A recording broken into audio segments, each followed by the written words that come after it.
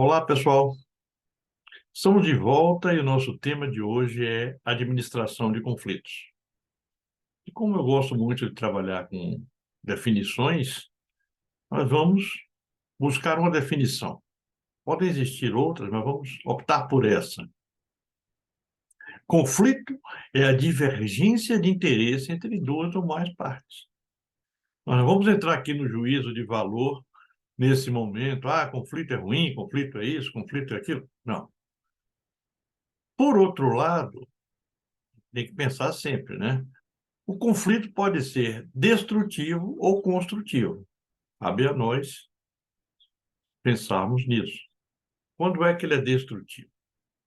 Quando gera sentimento de derrota. Isso é uma coisa.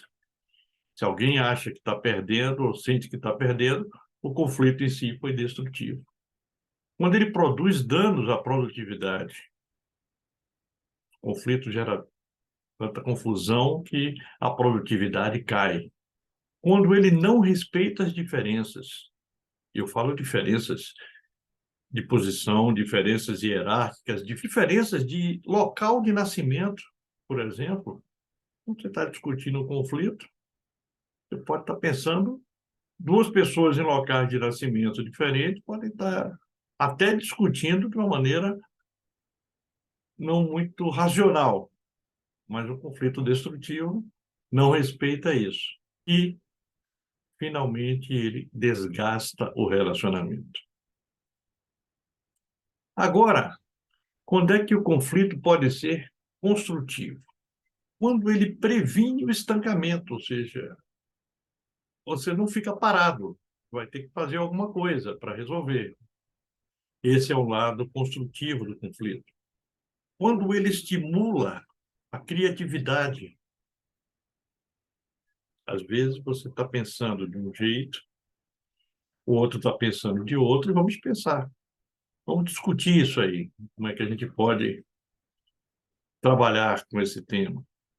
Ponto importante, quando ele evidencia que existem problemas e procura soluções para esse problema, não esconde o problema.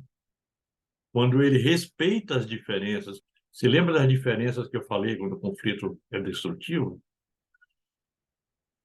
No caso do construtivo, ele respeita as diferenças, diferença de opinião, de hierarquia, de posição, de formação, de escolaridade, qualquer que seja ela. Principalmente quando ele promove o intercâmbio de ideias. As pessoas podem começar a pensar diferente sobre a mesma situação. E aí nós vamos falar uma autora que eu gosto muito. O nome dela é Mary Parker Follett.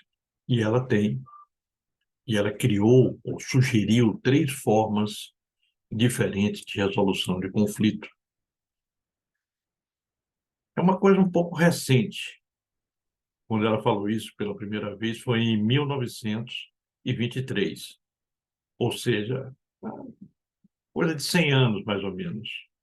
Mas vamos ver o que é que ela falou.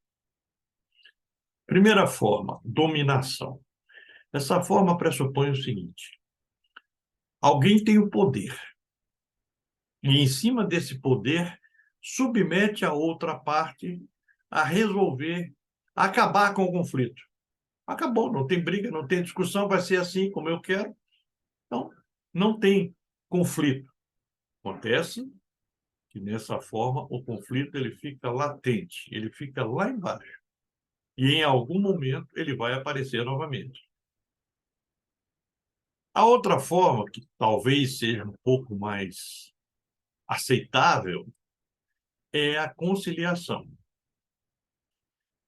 Como é que funciona a conciliação?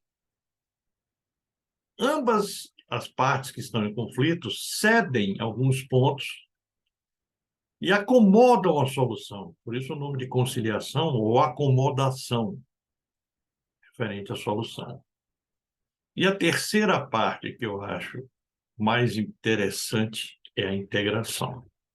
E como é que funciona essa questão da integração?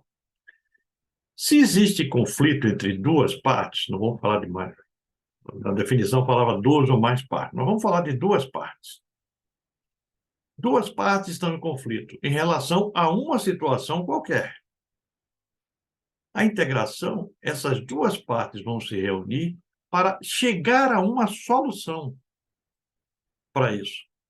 Juntas encontrarem uma solução que funcione para as duas partes.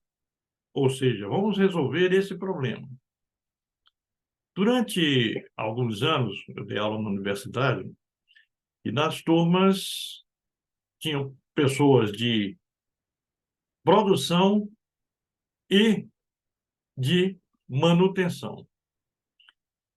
Há uma briga histórica entre a área de produção e manutenção. Por quê? A área de produção quer produzir. A área de manutenção quer que produza, mas que a manutenção preventiva ou preditiva seja feita. E fica aquela guerra.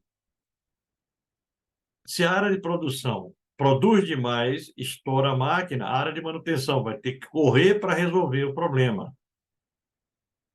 E fica sempre em conflito. Não, você estourou porque você não parou. A área de produção diz: eu não parei porque eu tinha que produzir.